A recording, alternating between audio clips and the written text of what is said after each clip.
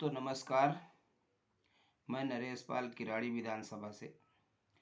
सर्वप्रथम आज जो प्रत्याशी जिनको टिकट मिली नामांकन करके आए उनको बहुत बहुत बधाई और शुभकामनाएं।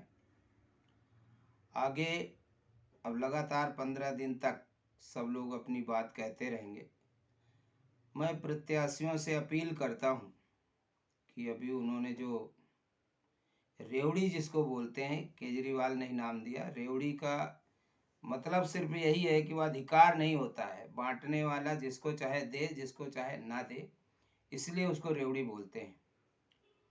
और इस रेवड़ी शब्द खत्म कर दिया जाए नाम, इसके लिए राष्ट्रोदय पार्टी ने पहले ही तय किया हुआ है कि इस देश में लोगों के मौलिक अधिकारों की पूर्ति के लिए, यानी रोटी कपड़ा मकान शिक्षा चिकित्सा सुरक्षा, इसकी गारंटी से भरपाई हो, इसके लिए राष्ट्रोदय पार्टी वोटर पेंशन की बात करती रही है।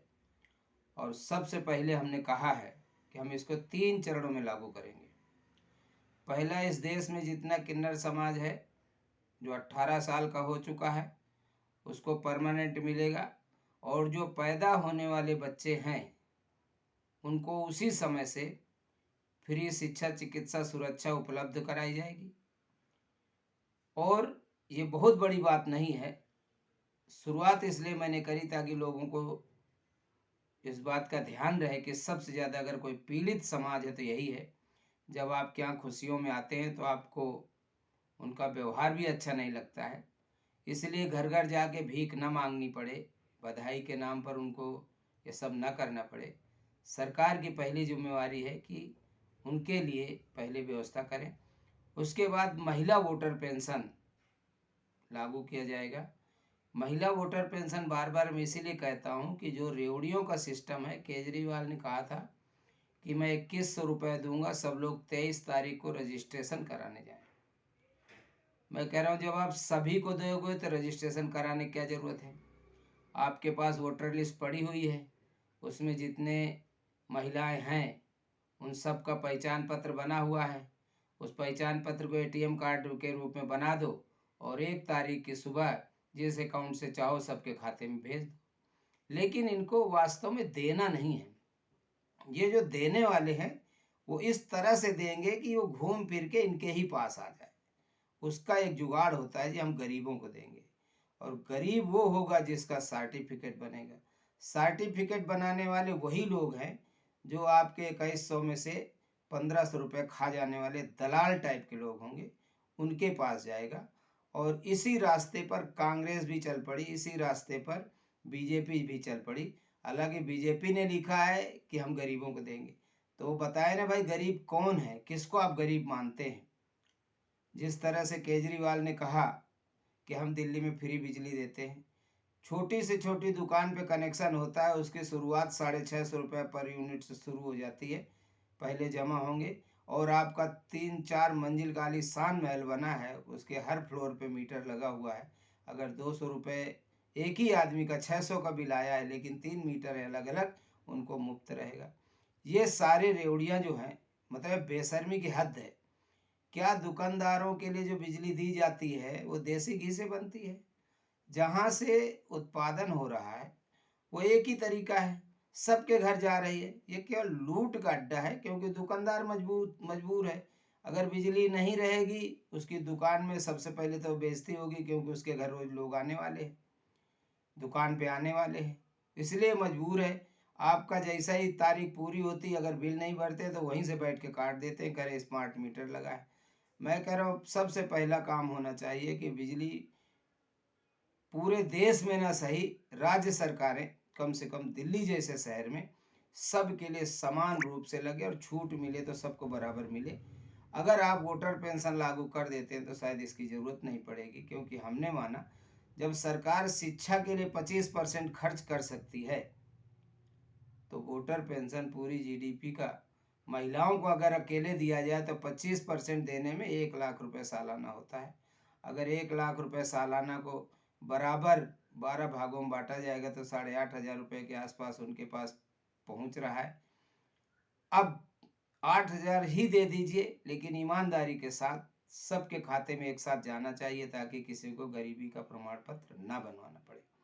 रही बात, लोग कहेंगे अमीरों को क्यों दिया जाए, तो अमीरों को इसलिए दिया जाए कि जितना स्लैब बना हुआ है इनकम टैक्स का, जो जितना ज़्यादा कमाएगा स्लैब उसका उतना ज़्यादा होता जाएगा, आपकी वसूली तो हो जाएगी।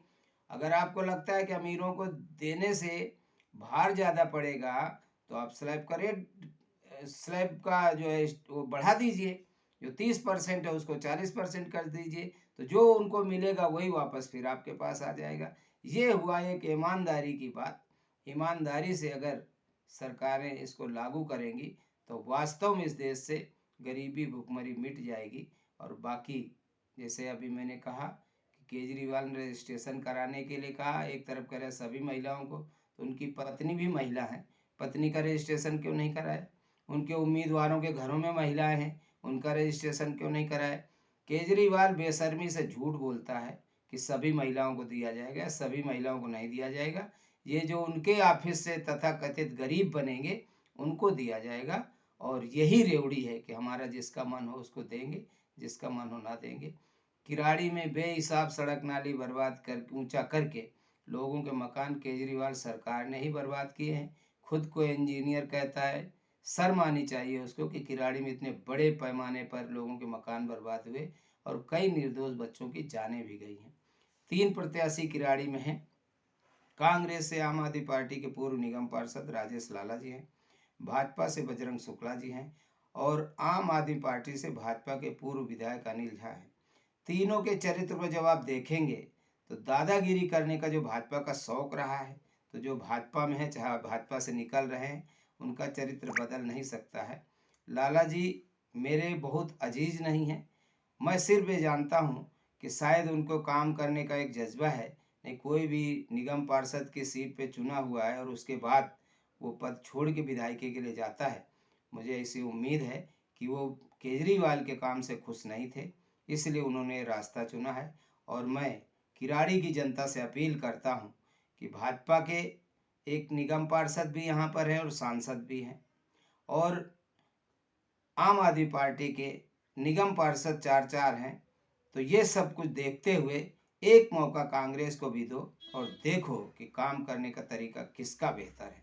जब इस तरह का लगातार, जनता की जिम्मेवारी है, सबसे पहले पार्टी की जिम्मेवारी है कि वो अच्छा उम्मीदवार दे, और अच्छे उम्मीदवार को चुनने की जिम्मेवारी जनता की है। तो मैं ऐसा उम्मीद करता हूँ कि लोग जाति और क्षेत्र में वोट ना करके एक इस क्षेत्र का विकास हो, इसलिए कांग्रेस कह लो, राजेश लाला जी कह लो, कांग्रेस के नाम पर जो बदनामी का काम करा केजरीवाल ने करा, भाजपा में ने करा। कांग्रेस कोई आदमी नहीं है, कांग्रेस पार्टी है। पार्टी में काम करने वाले आदमी सही होंगे तो आपका सही काम करेगा। ना यहाँ मोदी जी काम करने आए हैं, ना यहाँ केजरीवाल आए हैं, और ना राहुल गांधी आए हैं, ना आएंगे। आपके क्षेत्र का प्रतिनिधि ऐसा हो जो कम से कम आपको मौके पर मिले। और मैं फिर आपको आश्वस्त करता हूँ कि अगर राजेश लाला जी हों चाहे कोई और प्रत्याशी हो, जीत के आता है, सही काम नहीं करता है, तो उसको हम लोग लगातार रास्ता दिखाते रहेंगे। और जैसा कि पहले भी भाजपा के विधायक ने जब यहाँ का नाला संकरा किया, उल्टी दिशा में नालियाँ बहाई, तब भी हमने अनशन करके उनको विदा किया। ऋतुराज ने भी जब उल्टा काम किया, सबके मकान खराब हुए, उनको भी विदा किया। तो अब शायद आगे आने वाले प्रत्याशी ध्यान रखें कि अगर सही काम नहीं करेंगे तो किराड़ी के लोग दोबारा मौका नहीं देंगे। तो मैं सबसे आशा करता हूँ कि जो भी समस्याएं हैं, समस्याएं बहुत हैं, भेदभाव बहुत हैं। भाजपा द्वारा EWS योजना में सिर्फ जनरल को फायदा पहुंचाने का जो काम किया गया है, जाति मानसिकता का एक बहुत बड़ा उदाहरण है। और इस पर न कांग्रेस बोलती है, न आम आदमी पार्टी बोलती है।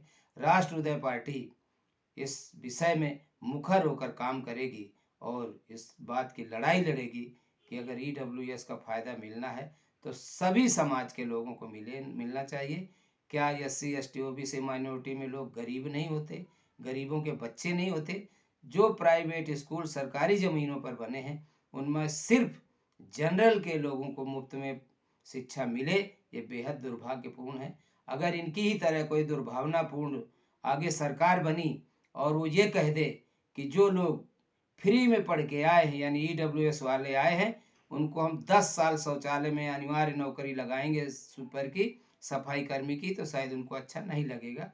तो ऐसा काम ना करें जिससे भेदभाव फैले।